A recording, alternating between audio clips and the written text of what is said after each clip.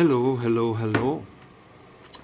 I wanted to just talk about this phone again because I think it is worth a mention still in 2020.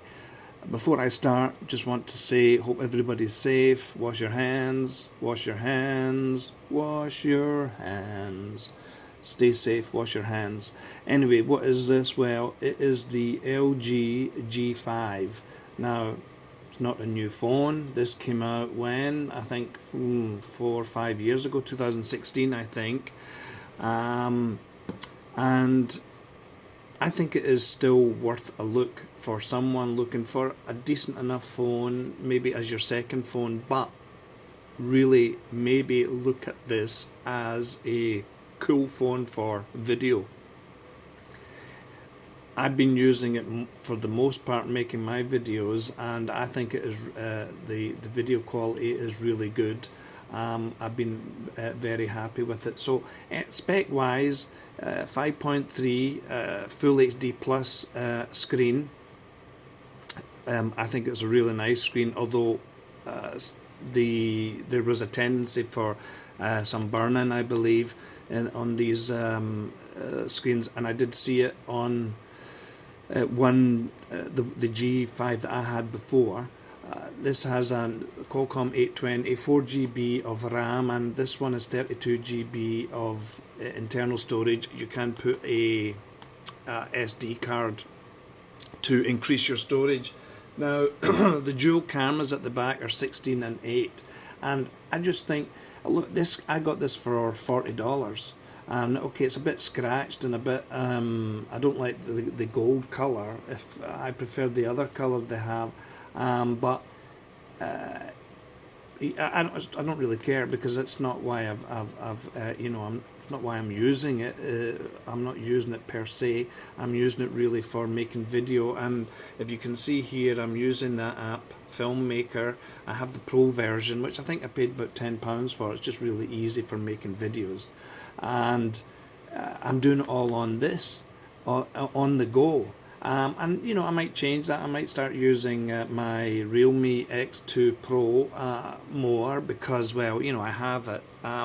And I might give this to somebody who is interested to make some videos and stuff like that. I just think it is still worth while to look at. As a phone, it functions still really, really good. Now, if I can remember, when I did the Antutu of the one, I think I reviewed it last year, I don't think it was a decent enough score, around 140, 150,000, something like that. So still a very, very decent enough score for a over 4-year-old phone. Now, the other good thing about this, of course, is that it has a user replaceable battery. I'm not going to take it out right at the minute, but you press on here and you pull it out.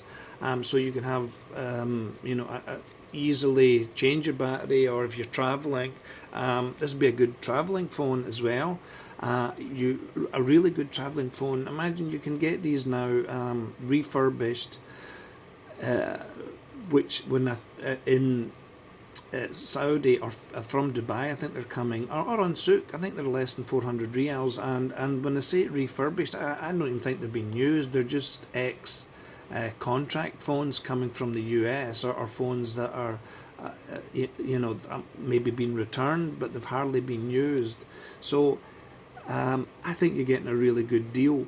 Now I know at the time there was a lot of people complaining about. Okay, there's things to complain about it. I'm not saying it would be a perfect phone, certainly not when it was new. People had a lot of complaints, and a lot of people didn't like the design and stuff like this. I still really love this design, okay? I wish that they would make this phone again. Imagine this phone with full screen, bezel-less almost. I think it would be really cool, and having a replaceable battery, I think that would be absolutely brilliant. They could have the lineup camera they're having on the V50 or whatever. I would love this phone. Put an AMOLED screen on it, something like that. I think it would be absolutely. I'd buy it. So as I say, as a travel phone, again, if you're not paying that kind of money, this one, as I say, I got really cheap because it was a bit battered up and bashed, but it, that'd be fine. I would take this on vacation as well and use it. I don't have it connected to the internet at the moment, but it is still a very nice, smooth. It's just better than some of the phones I've had recently. It's still very smooth. Now, it came with Android 6. Let me see what it is here, if I can remember.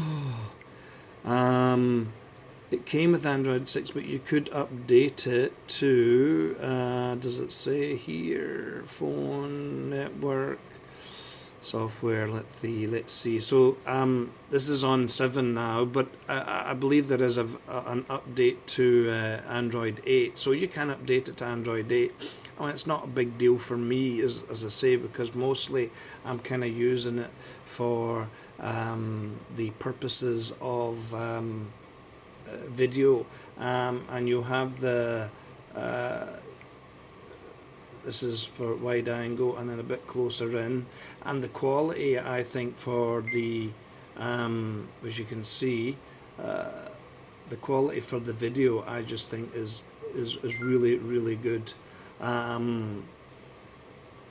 Great for, again, if you were out and about, you could have it on one of these not the selfie stick, but for zooming around the place. You could have on your running around with your kids. You wouldn't be worried about on your gimbal running around with your kids. You wouldn't be worried about breaking it, whatever. If you're only paying that kind of money, you could give it to your kids to make their own movies. $40. So I mean, how much I'm wasting that half the time when I'm going out with my kids. So this would be a great wee phone for letting them play around with camera and video. And as a phone, it's still working really good. So it's definitely just something that you can consider. Now, I was filming in just full HD, and if I can remember, and I'm just checking it here on GSM Arena, you can go up to 2K at 30 FPS, but I was recording, I think, 1080p at 30 FPS, and I just think the quality is still very good. And I'm just seeing here if there's one thing. It doesn't tell you. Oh yeah, OIS. It has OIS, and I remember because when I was taking this outside a lot and running around with it, I just thought the optical image stabilization was really pretty decent. So some more expensive phones today don't even have OIS. They might have electronic image stabilization, and which is the image is stabilized by the software, but this still is, you can still have a look at it. Now you can let me get this right now, in Jareer online, they're selling it's a buddy, I think they were called when it first came out, that it's a camera grip that gives you a bit more room to hold on, a wee bit more control of the camera here. I think it was like 30 reals or something like that. They're just selling it really cheap. I'm sure they're just trying to get rid of it. Also, they were selling the Bang & Olufsen DAC that can go on to the bottom here, which is the DAC is the digital audio converter. So when you're listening through the headphones, the DAC has a headphone jack actually there, and there's a headphone jack up at the top. So when you're listening to the B&O through the B&O DAC, the sound is really pretty good, and it power a decent pair of bigger headphones if you're a muso type person. Okay, but the only thing is the unfortunately the version that you can get, the LG version that you can get here, is not compatible. I think because most of them are American. The American, so you do have to check. I think the American LG G5 was not compatible with the B&O DAC. So I think it was the European one and maybe the one from Korea. You do need to check that if that was your thing. But if you got that DAC with a suitable phone, it's a brilliant player as well.